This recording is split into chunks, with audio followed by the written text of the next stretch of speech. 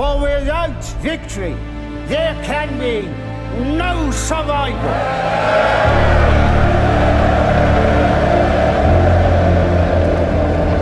What's up, boys and girls? This is Black and Yellow Movies, and we watched Darkest Hour starring Gary Oldman. Gary Oldman plays Winston Churchill, and this film is about his early days as Prime Minister during World War II, when the fate of Western Europe held in the balance, and he had to decide whether or not to call a truce with the Nazis or fight through.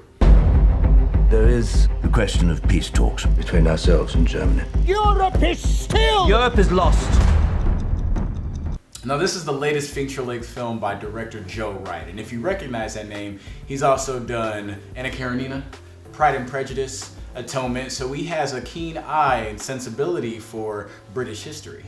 Now, Gary Oldman plays Winston Churchill, and through makeup and voice and little mannerisms and tics that he uses throughout the film, he truly transforms himself. Now, we definitely think Gary Oldman's gonna be nominated for Best Actor for this role. After watching Darkest Hour and seeing Gary Oldman transform himself as Winston Churchill, I think back to Bruno Ganz and how he played Hitler in Downfall, the movie that was released in 2004.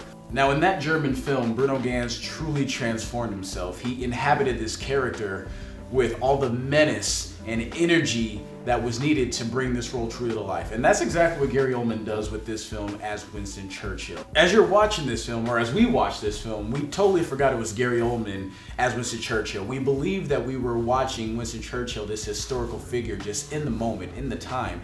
And that really is perhaps the strongest point of this movie. Now, this movie is all about Winston Churchill, and it's a lot about his speeches.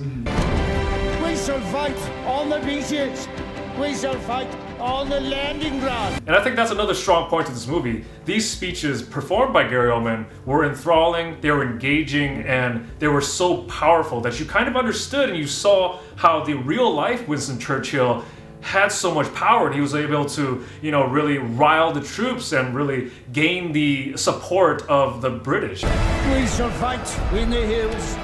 We shall never surrender. Not only were the speeches powerful, but I think in the movie there was a lot of points where they showed the background of Winston Churchill. They showed that he was self-aware. He knew who his enemies were. He knew the political enemies that he had were. And I feel like that was a great way to show that this man wasn't just a guy reading notes off a page into a radio or something. This guy knew what he was doing. This guy knew how to fight all the battles that he needed to fight to get through. I mean, this was a really hard time in World War II. Not only did he have to fight the Axis and Hitler, he had to fight the people in his own parliament.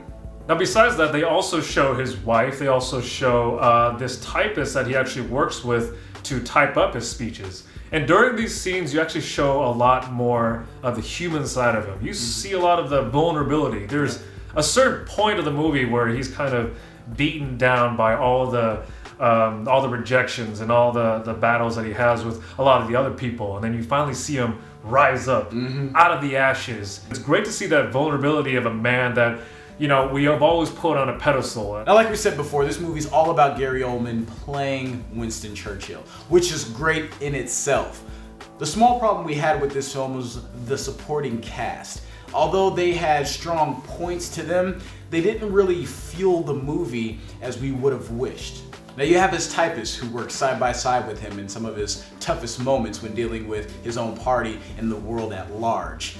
And although on paper she seems like a very intriguing character, on screen she came away a little flat and kind of one note. It just seemed like she was there to draw a dynamic out of him versus actually push the story forward. And then you have his wife, who in most movies, in this case, is supposed to be the backbone, the reason why he continues to push through. And although I do think she gave some insight to that, it didn't give us enough to really feel like she was not just on his side, but really pushing him to be the best person and the best leader that he could be. She has some great dialogue, but she was too absent for me to really feel and care for her as a character. Now, while we were thinking about this movie, we were trying to figure out if it could win Best Picture. And we started looking back on old films that have won Best Picture, and the closest one we could find was The King's Speech that won in 2010, starring Geoffrey Rush and Colin Firth. Now, we think the reason this movie won Best Picture was because the dynamic between the student and the teacher, between the king and the speech teacher of Jeffrey Rush and Colin Firth was just so dynamic. It added such a great layer and such a great relationship, fueled the entire movie, as opposed to Darkest Hour, which had a one-man show and a bunch of bit characters that didn't even really support him that well. Right. We definitely think that was the biggest separation between the two films, where King's Speech has a great supporting cast and technical aspect as well, where Darkest Hour has a great technical aspect but not a great supporting cast, so it falls short on one of the most important themes of a film. At the end of the day, I give this film a 7.5 out of 10, and really a lot of those points go to Gary Oldman and his Best Actor win. Win, not nomination. Not nomination. Win. He's not even going to get nominated. He's going to win. They're going to walk in and be like, this award goes to Gary Oldman. Exactly. He just mail it to him right now. Just mail it to him. Because he does such an incredible job, and his performance is so enthralling, and just, it'll keep your attention the entire time. Yep. I'm gonna go just a little bit lower, first time ever, but I'm gonna go with about 7.2, 7.3. I enjoyed the film.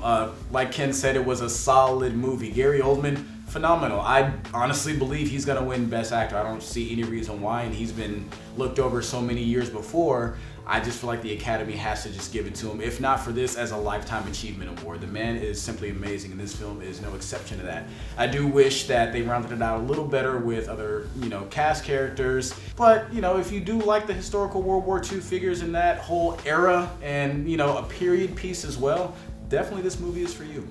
Well, that was a review for Darkest Hour. If you think that Gary Oldman's going to get nominated for Best Actor, you should comment below. If you think it's someone else, you should comment below. And subscribe. If you like this video, give us a thumbs up, subscribe, and we'll see you guys next time.